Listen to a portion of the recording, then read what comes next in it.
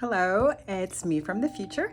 I just wanted to create a quick intro to this video just to let you know that this is not actually a video that's meant to teach you how to make crochet stitches. There are lots and lots of videos on YouTube that show you how to make crochet stitches, and I will link some below.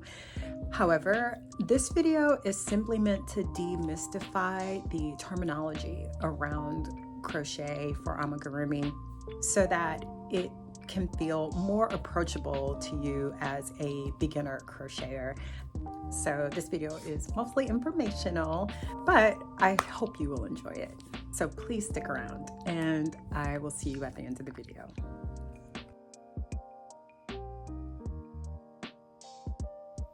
Hello and welcome to my channel. I'm Khadijah. This is KK Crochets, where I talk about all the things that I've learned as a beginner crocheter over the past few months. It has been such a wonderful journey and I am excited to share it with you. So today we are talking about something that I believe was the most important element in starting my crochet journey, and that is learning basic stitches and learning how to read patterns. So I wanted to talk about both of those things today because they're both linked together. When you learn the basic stitches, you can understand how to do what your pattern is telling you to do. Now, the pattern is a blueprint that you follow that guides you step by step, stitch by stitch in making whatever you want to create, whether it's blankets or scarves, other wearables, sweaters, or amigurumi, like what I like to create, these adorable little crochet toys. So let's get started.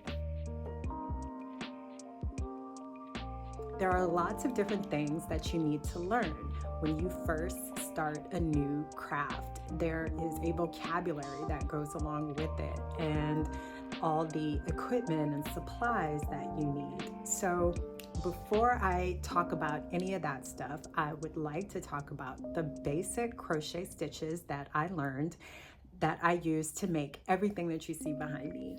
The first thing that I think it's important to learn when you crochet is the different stitches. Bad news is, well, I don't know if this is bad news, but something interesting that I found out is that there are lots and lots of stitches that you can learn in crochet. The good news is that depending on what type of items you want to create, you don't need to learn all the stitches. You only need to learn the stitches that are going to help you make the things that you love to make most. So I think that's a good thing. I concentrate on learning stitches that help me make amigurumi because that's the main thing that I make. So the stitches that I learned to help me are single crochet, increase stitch, decrease stitch, half double crochet, double crochet, a chain, and a slip stitch. I think I got them all. Oh, there should be 8. So I think the one I forgot was the magic ring, and that kind of deserves its own video. Hopefully I'll be able to make one about that when I'm a little bit more comfortable talking about all the different ways you can do it. But for now, we'll talk about these basic stitches. So I know you've heard me say it before, but I really, really love the Woobles kit as a starting point for a crocheter. This kit will teach you most of these basic stitches. Once you learn these basic stitches, you can then begin to understand different crochet patterns and how your piece is going to come together. After I learned those basic stitches, and it was just a lot of repetition, a lot of practice, so just making things over and over and over. I learned those basic stitches by watching videos that were provided by the Woobles on a website that they give you a special code to enter in so you can access the pattern and instructions that go along with the kit that you purchased. And it worked out great. I know some people have told me that they've struggled with the woobles a little bit, but I still stand by it, just from my experience, that knowing zero about crochet, it was a very comprehensive start for me. After I learned those basic stitches, I realized that the woobles also included, in addition to all the videos, which I have been watching exclusively to get me through the project, the woobles provides a written pattern that you can follow as well. I didn't know how to read it at first though, because the pattern utilizes abbreviations for the stitches. Most of the patterns that I have found use abbreviations. They don't spell out the whole stitch. So the abbreviation for single crochet is SC typically. In English patterns written in the American style, single crochet is abbreviated as SC most of the time. Now that being said, one of the most important parts of the pattern is the abbreviation key. So that's the very first part of the pattern that I look at anytime I'm searching for a pattern. I look at the abbreviation key because the abbreviation key serves two purposes. One, it will let you know the language that the designer uses to refer to a particular stitch in the pattern that they have written. One example that I've seen is the decrease stitch, which can be written at least two ways that I know of. One abbreviation for decrease is simply DEC, and another abbreviation for decrease is 2SCTOG. That stands for two single crochets together. So the actual action that you're performing with the decreased stitch is combining two single crochets to make one single crochet. So that's where that second abbreviation comes from. But I've seen it both ways in patterns that I've used, and this is always revealed in the abbreviation key at the very beginning of the pattern. It's usually the first part of the pattern that you'll find written out. The second purpose of the abbreviation key is so that you can determine that you are able to do all the stitches that are required for that pattern.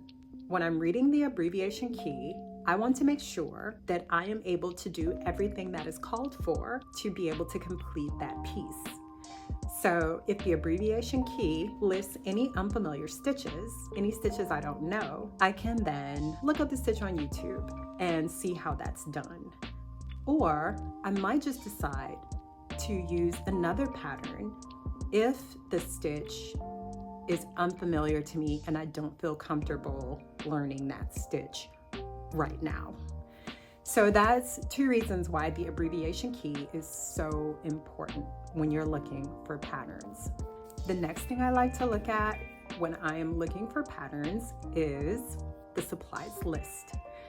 So the supplies list is a list of the type, color, and amount of yarn that you need to complete this pattern. It will tell you often the weight of the yarn, as in if it's a number 4 weight yarn versus a number 3 weight yarn, what type of yarn the designer intended to be used with this pattern. And usually it's the type of yarn that's used in any pictures that are included in the pattern. So that's important to know, because you may want to use that yarn, you may want to use a different kind of yarn, but the results that are given in the photos that accompany that pattern are accomplished using the yarn that the designer lists in the supplies list. So that's important to know. The supplies list will also include whether or not you need things like safety eyes, embroidery floss, noses, doll joints, any type of accessories that you may need to complete the pattern as written by the designer. So it's very useful. Always, always, always look at the supplies list when you're looking for patterns. The other thing that I look at when I'm looking for patterns is the finished size of the piece. Some patterns don't feature this information, but most of the patterns that I've used have indicated approximately how tall, or sometimes even how wide the product will be when completed with the products that were specified in the supplies list. And that's a great reference point because you may get a smaller or a larger product depending on what type of yarn you use, what type of hook you use. Depending on the size of the product you want to make, you can decide whether or not you want to use the recommended supplies or if you want to use supplies that will yield a larger or a smaller piece. The next thing I look at when I'm evaluating patterns is the body of the pattern. I'm looking line by line at the steps that I need to take to complete this piece. So I'm looking at each row.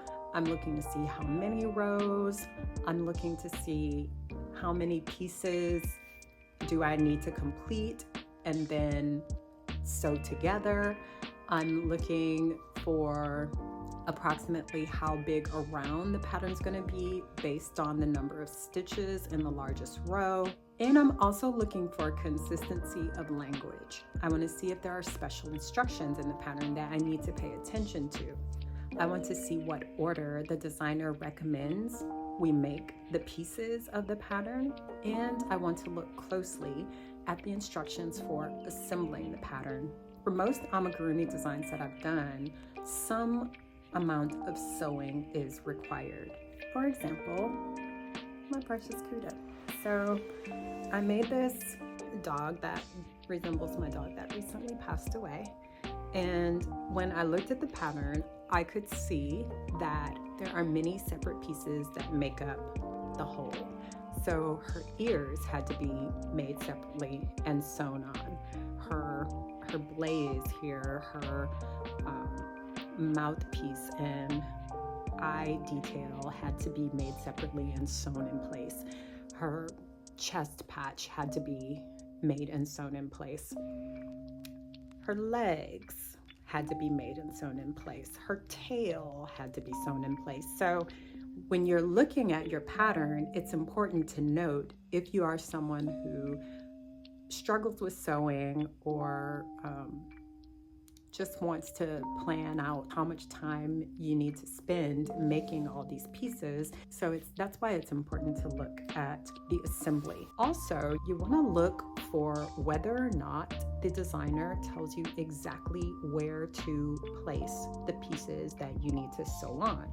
For this pattern, there were instructions and row numbers where to attach the ears.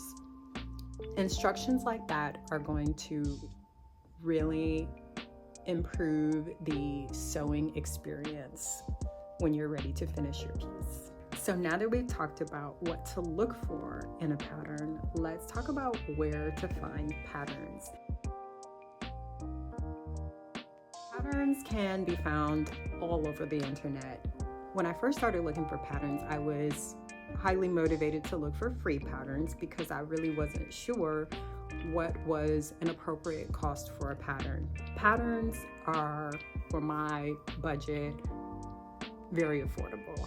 I don't think I've ever paid what I've thought was an unfair price for a pattern.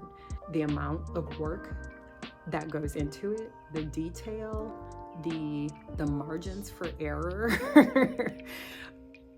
the patterns that I've paid for have all been worth it. And some of them have been much less than what I was prepared to pay. So I've found patterns anywhere from $2 to, I think, maybe $15 was the most I paid for a pattern. I forgot to mention pattern books, which you can buy or you can find for free in the library. I haven't bought any yet, so I haven't really spoken to that.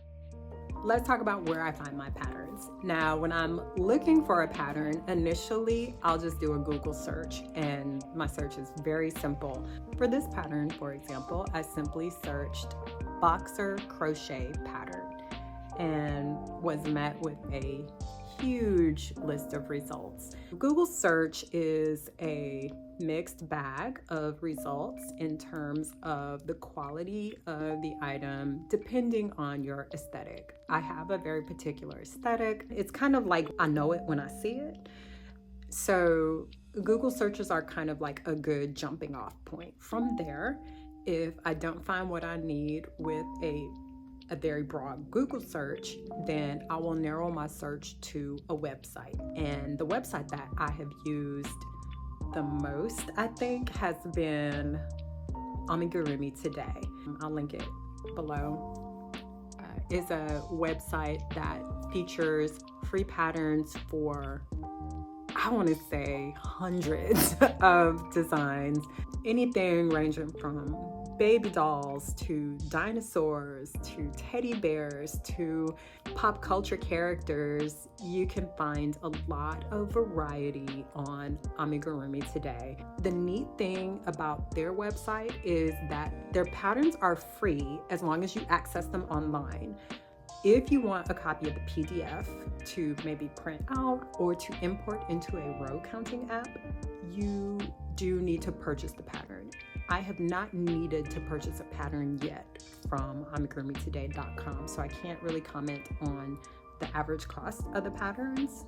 Maybe I'll look into it and let you know. But the quality of the patterns is top notch. I have done about a dozen different patterns from that site, and I think I might have found a typo once. The finished pieces are beautiful. The patterns are overall very good quality as far as being well written, producing what the pictures advertise, and being very approachable for different skill levels. The patterns on this site are actually searchable by skill level. There are beginner, intermediate, and advanced patterns.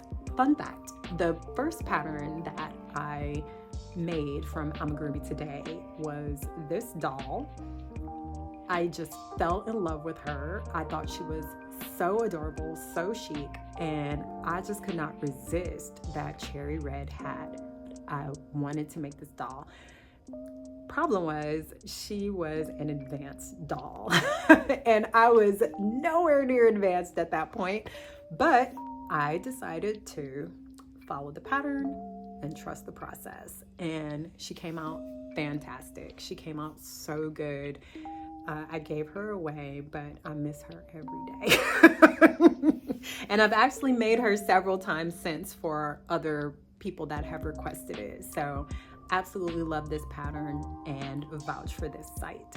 The other place where I find free patterns is Ravelry.com, which is a yarn art community. You can find crochet patterns, knit patterns. I don't know if they have sewing patterns on there because I don't sew really, but they have a huge library of patterns available. They have free and paid patterns on Ravelry.com, and I've actually tried both free and paid patterns on that site. I have a Jigglypuff pattern that I haven't made yet that I'm pretty sure came from Ravelry, and then I have a Hello Kitty pattern that I bought from a designer on Ravelry, and it is one of my best sellers. People absolutely love this Hello Kitty. I've made it probably 6 times, I think, which I don't really sell too much stuff, so that's a lot for me. And as far as paid patterns, I have bought patterns from several different designers' websites. I won't list them here because I can't remember, but there are lots of individual websites run by designers where they sell their patterns Oh, I do remember one. So one of my favorite designers is Green Frog Crochet. I love the aesthetic of these baby dolls. They have beautiful hair, beautiful color combinations. I love their clothes, and I just love the proportions of these dolls. And I picked up some useful tips and tricks about how to use embroidery floss to add detail to the doll's face, and I absolutely love the result. I have made one of her dolls. It really honed the trajectory of where I wanted to go with this craft, because that was the first doll that I created with crochet, and it came out really good. I had to do it twice, of course. The first one came out raunchy, but the second one was beautiful, and I mean, not perfect, but came out really good. Her patterns are absolutely beautiful, very affordable. I think we paid $7 or $8 for this pattern. No typos, wonderful instructions, very easy to follow. Me and my bestie Ashley did this one together, and both of us were fresh off of our Woobles kits, but we both really enjoyed making these dolls, and we were so happy with the results. So besides individual designers, I buy the majority of my patterns on Etsy. There's just so many patterns available on Etsy, and the quality, like the aesthetic, is a mixed bag. Some people sell patterns in that Funko style. Some people sell hyper-realistic patterns. I just find a wide variety of styles on Etsy, and the prices are very reasonable. The patterns come to you in a link in an email to a PDF that is very easy to download, very easy to import into a row counting app. I think the only, not a bad thing, but just like possible drawback from buying on Etsy is, unless you're buying consistently from the same designer, you are rolling the dice every time you try a pattern from a different designer, because you don't know what the quality of that pattern is going to be. So as far as like if the instructions are going to be easy to follow, if there's going to be any typos in the design. So I always look at the reviews. I look for example photos to get a good idea of how successful are people at following this pattern. How easy do they find it? Do they need to make adjustments? Does it work with different yarns than what's recommended for that pattern? So I look closely at the reviews before I purchase. So let's talk about how to determine if the pattern is right for you. When you're looking for a pattern, you want to make sure you're looking for a pattern that's in the language of your country, because the US and England in particular have completely different terms for their crochet stitches. For example, what's known as a single crochet in American English is called a double crochet in British English. The other important factor in determining if the pattern is right for you is when you look at the abbreviation key, are you able to do all the stitches that are required to make this project?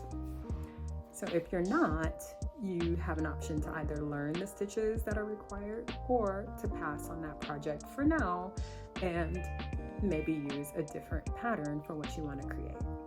Another thing that's so important when you are looking through your pattern is you're looking for patterns with lots of pictures, not only so that you can make sure that you're on the right track as you're making the piece, but so that you don't get tricked by an AI pattern.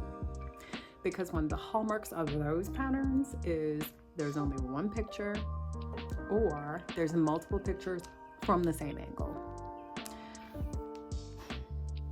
Yeah, AI has infiltrated everything at this point. I look for patterns with lots of processed pictures so I can make sure that what I'm doing is giving me the result that the designer intended. So next time I hope to talk a little bit more about yarn weights and hook sizes, where I get my hooks from, all that goodness. Thank you so much for joining me, and I will see you guys again real soon. And don't forget, follow the pattern, trust the process.